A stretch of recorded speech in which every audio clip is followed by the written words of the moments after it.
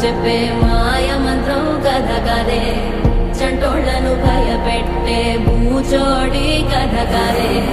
తాత ముత్తాతమ్మల భూతాల కథ కదే విక్రమాదిత్యుడు చెప్పిన వేదాళుడి కథ కదే దీపము నుండి దెయ్యం వచ్చే అల్లావుద్దీన్ కథ కదే ఇది ముడత చర్మం ముసలి చెప్పే కథ లాంటి నిజమే